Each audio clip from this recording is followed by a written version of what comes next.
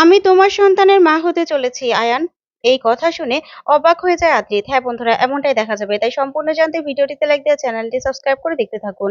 গল্পের শুরুতেই দেখা যাবে আকাশ, মোহনা আর আকাশের মা পার্টিতে আসে। তখন মোহনা আদ্রিতকে মনে মনে খুঁজতে থাকে আর বলে, আয়ান, আয়ান কোথায়? আয়ানের সঙ্গে যে আমার অনেক জরুরি কথা আছে। আয়ানের সঙ্গে তো আজকে আমাকে কথা বলতেই হবে। ওইদিকে শুভ মোহনার দিকে তাকিয়ে থাকে। তখনই মোহনা আদ্রিতকে দেখতে পায়, কিন্তু আদ্রিতও মোহনাকে দেখে কিছুই বলে না, অন্যদিকে তাকিয়ে থাকে। তারপরে দেখা যাবে আকাশদের ভিতরে এসে বসতে বলে দাদু আর ঠাম্মি। দাদু আর ঠাম্মিকে গিফট দেয় আকাশরা। এদিকে দেখা যাবে সবাই খুব খুশি। তখনই শুভ অ্যানাউন্স করে যে আজকে দাদু আর ঠাম্মির বিবাহ বার্ষিকীতে একটা স্পেশাল নাচ হবে। তখন সবাই মিলে নাচ গান করতে থাকে। এদিকে আত্মীয়দের সঙ্গে শুভও নাচতে থাকে। তারপরে সবাই নাচে গানে মেতে উঠলে ওইদিকে মোহনার খুব কষ্ট লাগতে থাকে। আদ্রিতকে বারবার করে মেসেজ করতে থাকে দেখা করার জন্য, কিন্তু আদ্রিত কিছুতেই রেসপন্স করছে না। তারপরে দেখা যাবে দাদু আর ঠাম্মিকে শুভ এসে বলে, ঠাম্মি, তোমার জন্য আরো স্পেশাল একটা গিফট রয়েছে, বুঝতে পেরেছো? সেটা পরে দেবো। ওইদিকে মোহনা এসে আদিকে বলে, আয়ান, তোমার সঙ্গে আমার কথা আছে, প্লিজ একটু শোনো। কিন্তু আদ্রিত কোনোভাবেই কোনো কথা শুনতে চায় না, মোহনাকে এড়িয়ে চলে যায়। তখন মোহনা মনে মনে বলে, আমি জানি আয়ান, তুমি আমার সঙ্গে কথা বলতে চাইছো না তো, কিন্তু তোমার সঙ্গে তো আমাকে কথা বলতেই হবে। তখন শুভর মুখোমুখি হয় মোহনা। তখন শুভকে মোহনা বলে, শুভলক্ষ্মী, কেমন আছো? কেশব মনে হয় ভিতরে না? আজকে দিনের পরে আমি আর তোমাদের ডিস্টার্ব করব না। তখন শুভ মনে মনে বলে, কি ব্যাপার, মোহনা এই কথাগুলো বলছে কেন?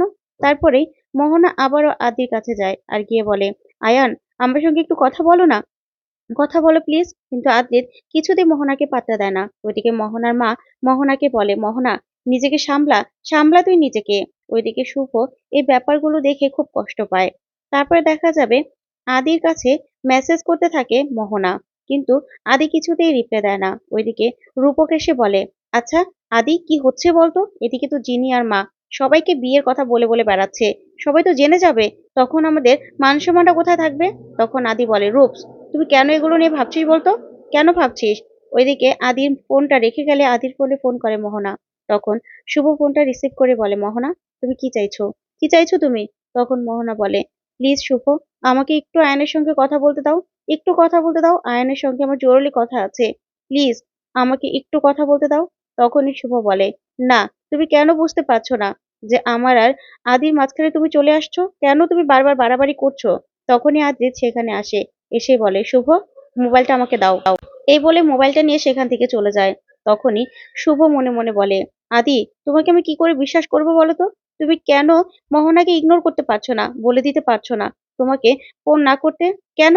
আমি তো তোমাকে বিশ্বাস করেও বিশ্বাস করতে পারছি না আমাদের সম্পর্কের মধ্যে, তাহলে কি কোনো বিশ্বাস নেই? এই কথাগুলো ভেবে শুভ খুব কষ্ট পায়। ওইদিকে আদি বলে, হ্যাঁ মোহনা, কেন এরকম করছো বলো তো?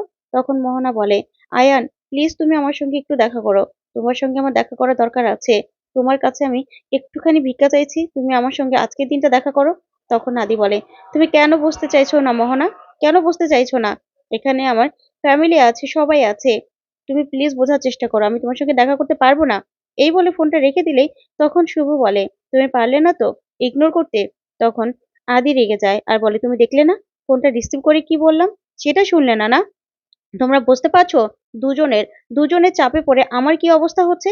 এইদিকে তুমি আমাকে বুঝতে চাইছো না, ওইদিকে মোহনা আমাকে বুঝতে চাইছে না। আমার তো ভালো লাগছে না। তুমি যে মানুষটা আমাকে আমার বিপদের সময় রক্ষা করেছে, আমার পাশে ছিল, সেই মানুষটাকে আমি ইগনোর করছি। তুমি বুঝতে পারছো এসব কিছু আমার জন্য কতটা কষ্টকর? তখনই শুভ আদ্রিতে পিছু পিছু যেতে লাগলে আদ্রিত শুভকে রেখে চলে যায়। তারপরে জিনিয়া শুভকে ছবি তুলতে নিয়ে যায়। এদিকে আদি বাইরে এসে চেয়ারে বসে থাকে, বসে বসে ভাবতে থাকে যে কেন এরকম হচ্ছে? আমি তো কিছুই ঠিক করতে পারছি না। না মোহনার মন রাখতে পারছি, মোহনার সঙ্গে খারাপ ব্যবহার করলাম, এইদিকে শুভর সঙ্গেও খারাপ ব্যবহার করলাম। আমি তো কোনো কিছুই ঠিক করতে পারছি না। শুভর সঙ্গে আমার দিনকে দিন আমাদের সম্পর্ক নষ্ট হয়ে যাচ্ছে। আমি কি করব, কি করব আমি? তখনই বৃষ্টি নেমে যায় আর মোহনা এসে ছাতা ধরলেই আদি মনে করে শুভ ধরেছে। তখন আদি বলে, শুভ প্লিজ এরকম করো না। তখন মোহনাকে দেখেই আদি চমকে যায় আর বলে, মোহনা, তুমি এখানে? প্লিজ আমাকে একটু একা থাকতে দাও, একা থাকতে দাও আমাকে, কেন এরকম করছো? তখন মোহনা বলে, আয়ান, তুমি কেন এরকম করছো বলো তো? তোমার সঙ্গে আমার জরুরি কথা আছে। তখন আদি রেগে যায় আর বলে, আচ্ছা, আমি কতবার তোমাকে বলবো যে আমি আয়ান নই, আমি আদ্রিত রয়। আমার মম সেবন্তী রয়, আমার বাবা পুরক রয়। আমি আমি শুভলক্ষ্মী রয়ের হাজবেন্ড আদ্রিত রয়। আমি কেশব রয়ের বাবা। তুমি কেন বুঝতে চাইছো না? কেন আয়ান আয়ান করছো? আমি আয়ান নই মোহনা, আয়ান নই আমি। তখনই মোহনা বলে, আয়ান তুমি অনেকটা পাল্টে গেছো না? তবে আমি তোমার সঙ্গে আজকে ৩টাই কথা বলতে চাই। তখন আদ্রিত বলে, কেন তুমি বুঝতে চাইছো না? আমি আয়ান নই। তুমি প্লিজ, তুমি বুঝতে পারছো তুমি আমার আর শুভর সম্পর্কটা নষ্ট করে দিয়েছো? তুমি কি চাইছো যে আমার আর শুভর সম্পর্কটা নষ্ট হয়ে যাক? এটা আমি কোনোদিনও চাই না। কারণ আমি শুভকে ভালোবাসি, শুভকে ভালোবাসি আমি। তখনই মোহনা বলে, আচ্ছা তুমি কি চাও? কি চাও তুমি? আমি চলে যাই? আচ্ছা, আমি না আজকের পর থেকে তোমার জীবনে আর কখনো আসবো না, কখনো আসবো না আমি। তখনই আদি বলে, কেন তুমি বুঝতে পারছো না যে আমি তোমাকে ইগনোর করছি? আমি না আমার জীবনে তৃতীয় কোনো মেয়েকে চাই না। আমি শুভলক্ষ্মীকে ভালোবাসি, শুভলক্ষ্মীর সঙ্গেই আমার জীবনটা আমি কাটাতে চাই। তোমার জন্য আমাদের মধ্যে আমাদের মধ্যে খুব সমস্যা হচ্ছে, মিসআন্ডারস্ট্যান্ডিং হচ্ছে, সেটা আমি হতে দিতে পারি না। তখনই মোহনা বলে, আয়ান আজকে আমি তোমাকে যে কথাটা বলবো সেটা আমার জীবনের সব থেকে ইম্পর্ট্যান্ট একটা কথা, যেটা তোমাকে না বললে হবেই না, তোমাকে আমাকে বলতেই হবে। তখন আদি বলে, কি কথা? কি কথা বলো? তখনই মোহনা বলে, তুমি আমার ব্যাপারটা একটুও ভাববে না তাই না? তুমি আমার কথাটা একটুও ভাবতে পারছো না? আমি, আমি তোমার বাচ্চার মা হতে চলেছি। তখনই আদ্রিত এই কথা শুনে চমকে যায় আর বলে, কি বলছো তুমি? কি বলছো এসব মোহনা? তখন মোহনা বলে, হ্যাঁ, আমি তোমার বাচ্চার মা হতে চলেছি। তখন আদ্রিত বলে, না, এটা কিছুতেই হতে পারে না, এটা কিছুতেই হতে পারে না। তখন মোহনা বলে, হ্যাঁ, এটাই হয়েছে, এটাই হয়েছে। আয়ান তুমি কেন বুঝতে পারছো না এটাই হয়েছে? তখন আদ্রিত পুরো থমকে যায় আর এটা কি করে সম্ভব? এটা কি করে সম্ভব হতে পারে? তখন মোহনা বলে, কেন আয়ান, তোমার সেদিন রাত্রের কথা মনে নেই? মনে নেই সেদিন রাতের কথা? তখনই মোহনা সবটা মনে করাতে থাকে আদিকে।